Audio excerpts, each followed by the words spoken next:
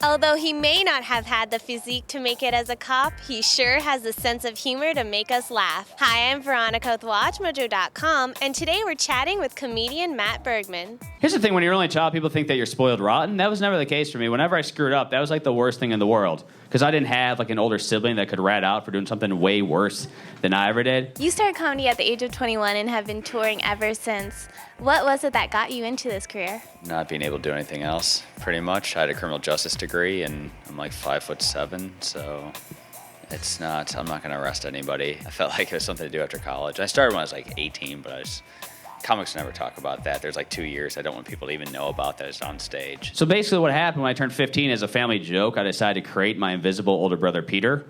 Like, Peter in my mind is like the jackass of the family. So my mom would freak out about something small. She's like, oh, come on, Matthew. I can't believe you put the dishes in the dishwasher. I'm like, well, at least I'm not selling drugs to children like Peter.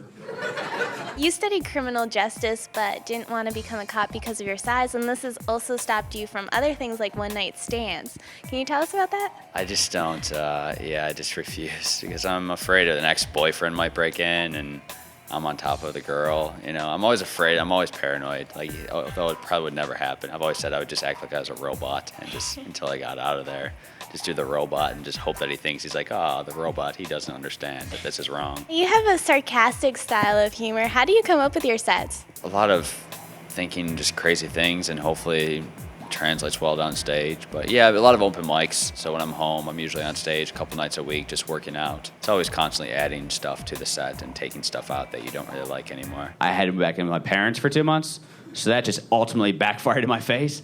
Like, I'd be sitting there at the dinner table, she'd be staring across going, well, Matthew, at least Peter doesn't back home with his parents again. Peter has a wife. The family doesn't think Peter's gay. What's going on there, champ?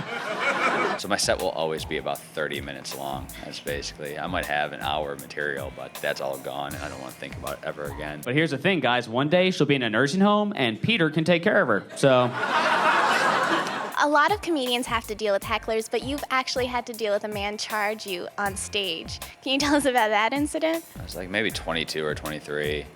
And there's a guy on a cell phone. I just kind of let him know. I'm like, you can't be on a cell phone. I tried to do a little crowd work, and I was like, what's your name? He's like, Heine. I'm like, Wiener, you know. I just assumed in my mind if he started to walk toward the stage, there's like an invisible fence from the stage. I'd just shock him like he was a dog, and he'd just go back. And he started coming at me, so I walked toward him. I couldn't robot out at that point, so he's walking toward me. I wrapped it up somehow and walked off stage. I walked in the manager's office backstage.